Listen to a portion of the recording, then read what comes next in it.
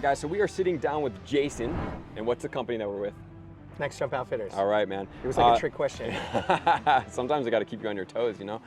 So we have a really cool story from Jason. So we'd love to hear your backstory, why you are here right now, and how did you get here? So I'm the founder of a company that I started 25 years ago called 120 VC. Okay. Affectionately known by the Fortune 1000 as the Get Done Company. Nice. And what we essentially have done for the past 25 years is take groups of high potential individuals and transform them into single, unified, high performing leadership teams focused only on work that improves measurably customer satisfaction, team member satisfaction, and profitability. Like 9 years ago, we're living in LA. I've got a 2-year-old and a 4-year-old.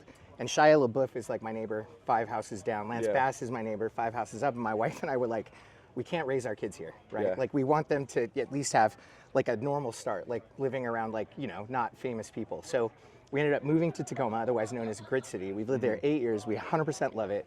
Our kids, like, if you ask them where they're from, they're like, we're from Tacoma, right? Like, proudly. Which I can't say because I'm still a flip-flop wearer in Southern California. Dude, same, man. I was living in Dana Point for a couple years. Oh my God, it's beautiful there. Oh, I love it. That's where we visit when we go to Southern California. Yeah, totally. It's the spot, man. Right on. So I still run that company, 120 VC, and so I spend, when I'm, you know, not at the shop, like I spend my days working with leadership teams in the Fortune 1000, like helping them get things done that matter, right? Sure. And so, you know, we're living in Tacoma. We're into the overland lifestyle. We probably put 6,000 nautical miles a year on a boat. We do another 6,000 miles on the road overlanding. And my wife was like, dude, you buy all this gear, you should probably figure out a way to like make money on all this gear. And so we were like, okay, so what would that look like? And we decided 3 things. One, we wanted to make whatever we did from an overland perspective like approachable. Like we, you know, the gear in this industry is so expensive, like the average hardworking person can't afford it. We've got this huge military base called Joint Base Lewis McChord, right? We wanted, you know, military people or veterans to be able to afford this stuff.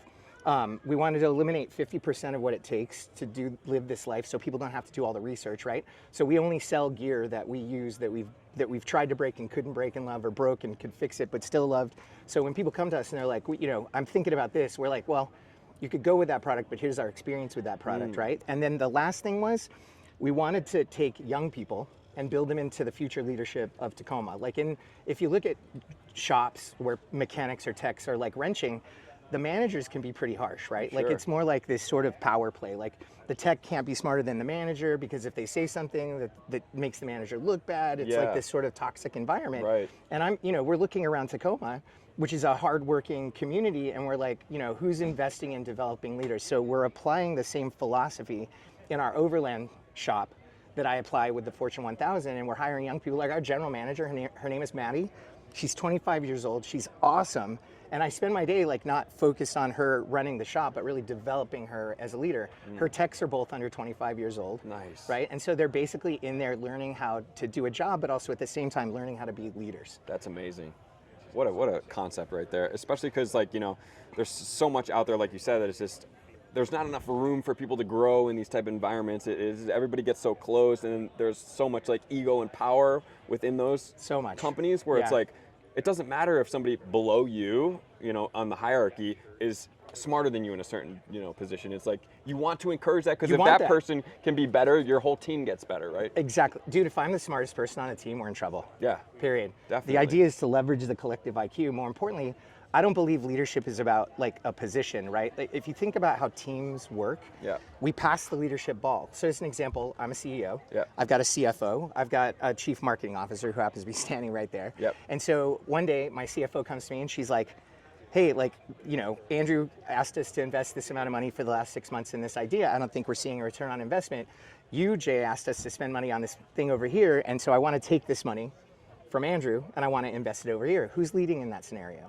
Her. Not me, right? I'm just support. I'm like, do I think it's a good idea? So I say, hey, I think that's a good idea, but you're going to tell Andrew. Totally love that. But I'm kidding. So I'm like, let's get Andrew on the phone. Let's get Andrew on the phone. And so like we get Andrew on the phone and Colleen pitches the idea, and then Andrew's like, well, okay, here's some things that maybe you don't know. It's a longer play. It's going to take another 6 months. Here's the data that I've got that's showing that we're making progress. And then both Colleen and I, who were convinced we should repurpose those funds, are like, oh no, I think we should continue to invest in this thing. Who was the leader there?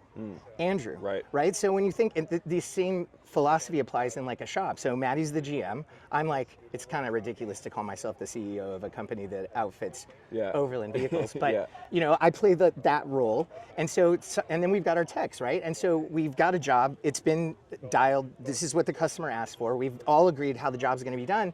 My techs get into that job, and they're like, I found this thing.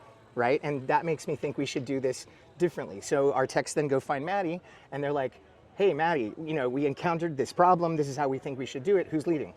Them. The tech, right? Totally. And I think there's a lot of shops where the techs don't want to go to the manager and say, listen, I know this is how we agreed to do it. I have a better idea, because they might get shut down. The whole concept of don't step on my toes. Definitely. Hey, I'm the manager, just do your job, right? But that's not leadership. That's not teamwork, right? The idea is to leverage the collective IQ of the entire team, right? Totally. And so we could all have average IQs. But if 4 or 5 of us are thinking, right, and passing the leadership baton, we're going to get fantastic outcomes. Totally. I totally agree. And like the collective mind of people raises IQ as well, right? Totally. Just energetically. Like exponentially. Exponentially beyond just that, especially if everybody's empowered and sitting in a position where nobody's being put down based on whatever, you know, their idea is or isn't. Totally. Like my other favorite thing is when I go to my team members and I'm like, hey, don't forget to do this. And they're like, that's already done. Nice. That frustrates so many managers, and I don't understand why. Like, they're ahead of me. I'm winning. Yeah, right? absolutely. Or when I have an idea and I go to them and I pitch my idea and they're like, oh, we're already doing that. Yeah. I'm winning. Like, Totally. I don't feel diminished. Like, they didn't make me feel like my idea was not a good idea. Yeah. I feel like I'm succeeding because they're thinking past me. Totally. They're thinking ahead of me. And that's just an abundant culture that you have embedded into that situation, where it's not like, I have this and you can't have this. It's like, no, you made this, so we're all growing ourselves together, right? Abundance is the way to be, especially in leadership. And you've done a great job in that. It's just incredible, man. Thank you. Yeah. Thank you for your time, man. It's been a pleasure. And I love what you guys are doing, especially with breaking, you know, products and making sure that you're trying to give people exactly what they need. Same thing like B&H Audio. I always call them and I'm like, hey, I think I'm going to buy this light. They're like, I mean, it's okay, but like, you really want this light. And even if I spend a little more money, at least I know that I'm getting a product that's going to last me for a much longer period of time, and it fits me for what I'm doing. Totally. And I'm sure there's times where they even steer you into a less expensive product because they want it to meet your needs. Definitely. As opposed to making that profit, always pushing people into like what's going to benefit them as opposed to you. Exactly. And once you get that, you know, that rapport with those customers, then they know, oh, why would I go anywhere else when these guys have already done all the work for me? I'm not reading a buyer's guide. I'm not, you know, checking random YouTube videos. You know, they have it, they've done it, and they keep delivering for me. Right. Trust. Exactly. Trust, man. Thank you, Jason. Yeah, brother. You're Thank amazing, you. man.